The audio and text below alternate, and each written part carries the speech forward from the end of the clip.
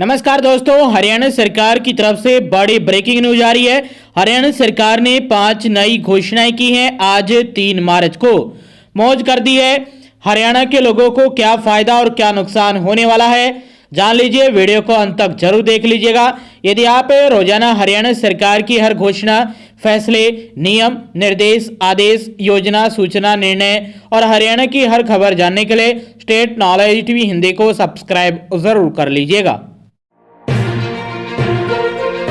सबसे पहली और बड़ी खबर आई है हरियाणा में फैमिली आईडी को लेकर, और उससे आप दीनदयाल लाडो लक्ष्मी योजना का जो लाभ ले रहे हैं उसको लेकर बड़ी अपडेट है। फैमिली आईडी अपडेट करवा ले ताकि लाडो लक्ष्मी योजना के 2100 रुपए आने में आपको कोई भी दिक्कत न आए।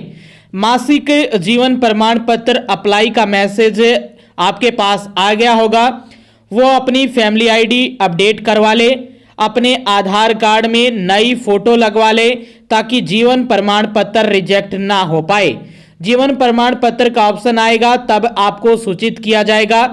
जिनकी पहली यानी एक ही किस्त आने के बाद रुक गई है, दूसरी, तीसरी, चौथी किस्त, तो वे सभी अपनी फैमिली आईडी को अपडेट करवा लें। और जिन्होंने अपने आधार कार्ड को अपडेट नहीं करवाया है वो भी अपडेट करवा लीजिए, क्योंकि जो आपके आधार कार्ड में फोटो है उसके कारण भी आपके जो फॉर्म है वो रिजेक्ट हो रहे हैं। तो आप अपने आधार कार्ड में नया फोटो और जो भी आपकी फैमिली आईडी में एड्रेस है वही आपके आधार कार्ड में एड्रेस होना चाहिए। सेम डाटा आपके आधार कार्ड में, सेम डाटा आपकी फैमिली आईडी में होना चाहिए, तभी आपकी अगली किस्त आ पाएगी। और इसके साथ साथ दीनदयाल लाडो लक्ष्मी योजना के लिए जिन्होंने भी फॉर्म भरे थे और लगातार किस्त ले रहे हैं तो उनके पास इस महीने मार्च के लिए जीवन प्रमाण पत्र अपलोड करने का मैसेज आ गया होगा, लेकिन ऐप पर अभी ये ऑप्शन नहीं खुल रहा है। तो जल्द से जल्द होली के बाद ये ऑप्शन खुलने की उम्मीद है। जैसे ही खुलता है तो आप तक जानकारी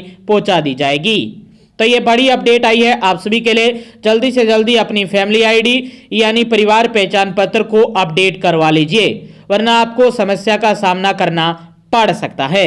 तो ये पहली बड़ी खबर आई है। हरियाणा में दीनदयाल लाडो लक्ष्मी योजना का लाभ ले रही हरियाणा की महिलाएं जिनको 2100 रुपये मिल रहे हैं, 1100 रुपये उनके अकाउंट में और 1000 रुपये उनके एफडी में जमा हो रहे हैं, तो उन सभी महिलाओं के लिए ये पहली बड़ी खबर है आप सभी के लिए फैमिली आईडी को लेकर। दूसरी महत्वपूर्ण बड़ी खबर आई है आप सभी के लिए। हरियाणा में निकाय और पंचायतों के खातों में सीधा आएगा स्टाम्प शुल्क। हरियाणा में नई स्वचालित स्टाम्प शेयर ट्रांसफर प्रणाली शुरू की जाएगी। इसके माध्यम से शहरी निकाय और पंचायतों को उनका 2% स्टाम्प शुल्क सीधे खातों में दिया जाएगा। सभी शहरी क्षेत्रों के जो कैडस्ट्रल नक्शे हैं, प्लांट और खसरे की सीमाएं और आकार और स्वामित्व को दर्शाने वाले कानूनी दस्तावेज को अपडेट किया जाएगा। राजस्व विभाग द्वारा स्वामित्व योजना के तहत सभी गांव के पूरे और स्पष्ट भूमि रिकॉर्ड तैयार कर ग्रामीणों को उपलब्ध करवाए जाएंगे। विकास कार्य के लिए भूमि को बढ़ती मांग को पूरा करने के लिए 1000 करोड़ रुपए से समर्पित भूमि बैंक बनाया जाएगा। इसके साथ साथ मुख्यमंत्री नायब सिंह सैनी ने कहा है कि वित्त वर्ष 2025-26 में 16,555 करोड़ रुपए का राजस्व लक्ष्य निर्धारित किया गया है, जिसमें 13,491 करोड़ रुपए खजाने में प्राप्त हो चुके हैं। यह लक्ष्य का 81.5% है। राजस्व न्यायालयों में मामले के निपटान और उनकी निगरानी की प्रक्रिया को सुव्यवस्थित करने के लिए IT सक्षम कागज रहित राजस्व न्यायालय केस प्रबंधन प्रणाली लागू की जाएगी। तो ये बड़ी खबर आई है आप सभी के लिए। इसके साथ एग्रीमेंट टू सेल का पंजीकरण अनिवार्य होगा।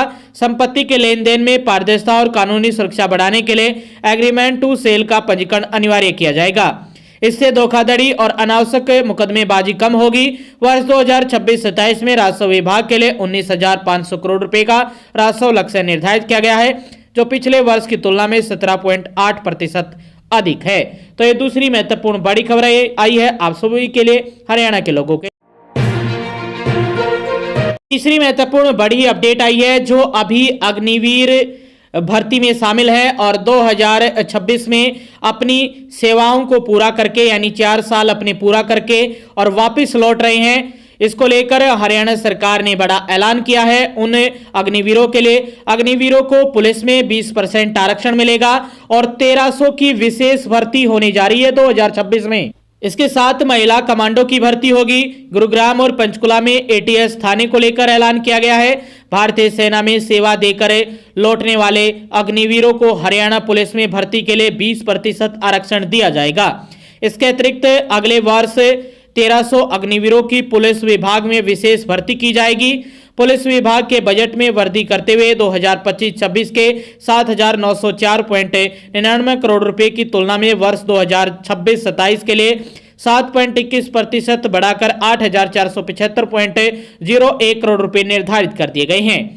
यानी जो भी अग्निवीर अभी 2026 में रिटायर्ड होंगे, अपनी भारतीय सेना से सेवानिवृत्त होंगे, तो 4 साल की सेवा देकर उनके लिए हरियाणा पुलिस में 20% आरक्षण रहने वाला है और इनके लिए एक विशेष भर्ती की जाएगी, जिसमें 1300 भर्ती का ऐलान भी कर दिया गया है, जिसकी शुरुआत इस साल ही हो जाएगी और अगले साल 2027 तक के सेशन शुरू होने से पहले पहले आपकी ये भर्तियां भी पूरी कर ली जाएगी। इसके साथ साथ महिलाओं के लिए भी अच्छी खबर है। महिलाओं के लिए जनरल ड्यूटी पुलिस कांस्टेबल के लिए इस समय भर्ती चल रही है, एडवर्टाइजमेंट हो चुकी है। जनवरी 2026 में फॉर्म अप्लाई हो चुके हैं और अभी फिजिकली पीएमटी और पीएसटी की तैयारी कर रही है Haryana staff selection commission. Haryana सरकार जल्दी मार्च, अप्रैल और मई इन 3 महीनों के अंदर अंदर आपके पीएमटी और पीएसटी भी करवा लिए जाएंगे। इसके साथ साथ हरियाणा में पुलिस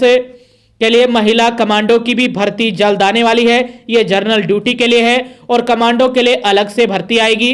गुरुग्राम और पंचकुला में एटीएस थाने को लेकर भी ऐलान कर दिया गया है। तो ये तीसरी महत्वपूर्ण बड़ी खबर आई है और इसके साथ साथ दादरी समेत 3 शहरों में जेल भी बनने वाली है।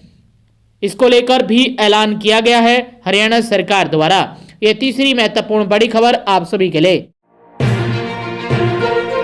चौथी महत्वपूर्ण बड़ी खबर आई है आप सभी के लिए। हरियाणा राज्य देश का पहला ऐसा राज्य बनने की दिशा में कदम बढ़ा रहा है, जहां अभ्यर्थियों की सुविधा के लिए प्रदेश के सभी 23 जिलों में करीब 90 आदर्श परीक्षा केंद्र स्थापित किए जाएंगे। इस महत्वाकांक्षी योजना का उद्देश्य प्रतियोगी परीक्षाओं को निष्पक्ष, सुरक्षित और सुव्यवस्थित वातावरण में संपन्न कराना है। हरियाणा स्टाफ सिलेक्शन कमीशन के चेयरमैन हिम्मत सिंह ने जानकारी देते हुए बताया कि इन आदर्श परीक्षा केंद्रों में आधुनिक सुविधाएं उपलब्ध कराई जाएंगी।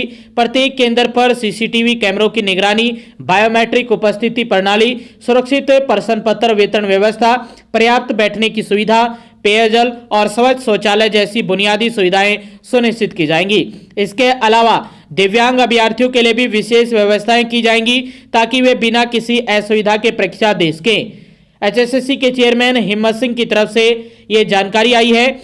उन्होंने ये ट्वीट कर और टेक्स्ट मैसेज फेसबुक, इंस्टाग्राम पर डालकर ये जानकारी दी है। बजट सत्र 2026-27 के युवाओं के लिए अच्छी खबर है। हरियाणा सरकार के इस बजट में एचएसएससी के चेयरमैन ने आगे बताया कि आयोग द्वारा आयोजित सभी परीक्षाओं में अभ्यर्थियों के सुविधा के लिए सरकार द्वारा एक विशेष पोर्टल बनाया जाएगा, जिसके माध्यम से अभ्यर्थियों को फ्री बस सुविधा प्रदान की जाएगी। हमारी यह कोशिश होगी कि सूचना को आपके एडमिट कार्ड पर भी उपलब्ध कराया जाए। साथ ही प्रदेश का पहला आदर्श परीक्षा केंद्र कुरुक्षेत्र में इसी साल 25 सितंबर को लोगों को समर्पित होगा। आप सभी को पता है कि जो सीईटी अभी 2025 में हुआ था, जुलाई में 26 और 27 जुलाई को ग्रुप सी के लिए, उसमें हरियाणा सरकार ने निःशुल्क बस सेवा शुरू की थी। इस दौरान हरियाणा सरकार ने एक एप्लीकेशन भी बनाई थी, जिसमें आप देख सकते थे कि कौन से रूट की बस किस टाइम पर चलने वाली है और कब तक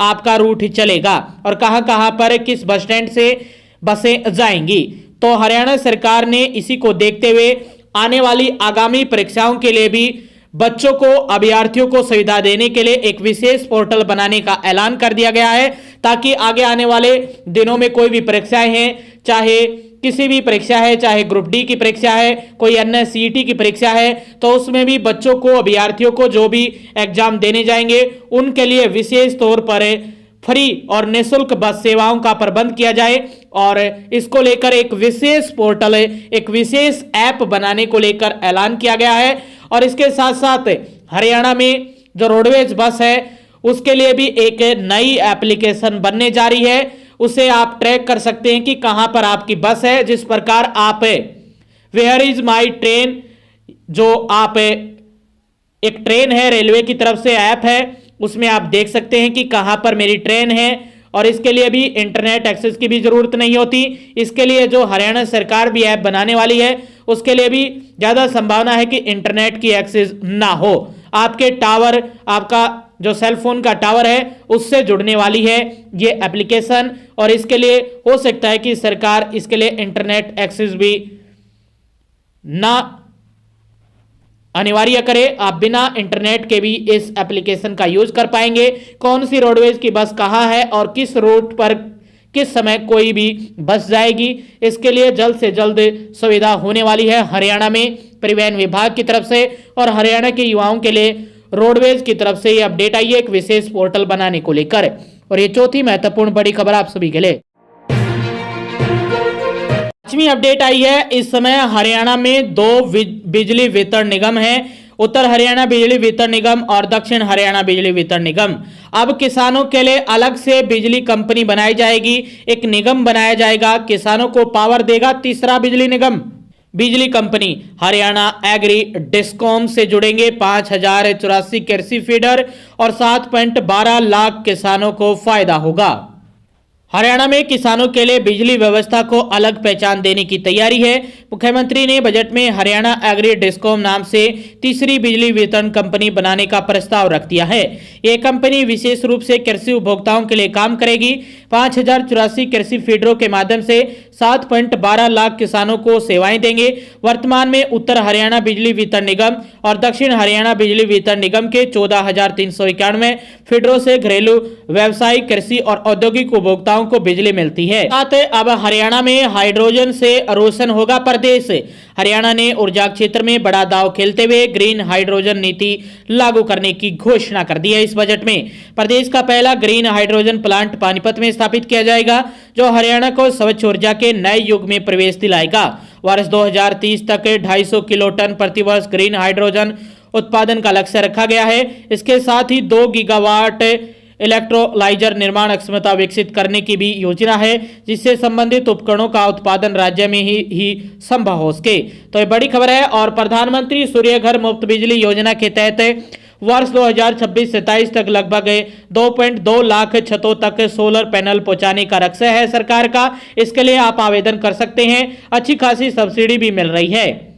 किसानों की अतिरिक्त आय के लिए सरकार ने खेतों में सोलर पैनल लगवाने की अनुमति देने का भी निर्णय लिया है। तो ये पांचवी अपडेट में बड़ी खबर आई थी आप सभी के लिए। आगे भी आप हरियाणा की हर खबर जानना चाहते हैं या हरियाणा के हर डिपार्टमेंट, विभाग, बोर्ड, कॉर्पोरेशन, निगम की लेटेस्ट अपडेट के लिए स्टेट नॉलेज टीवी हिंदी को सब्सक्राइब जरूर कर लीजिएगा।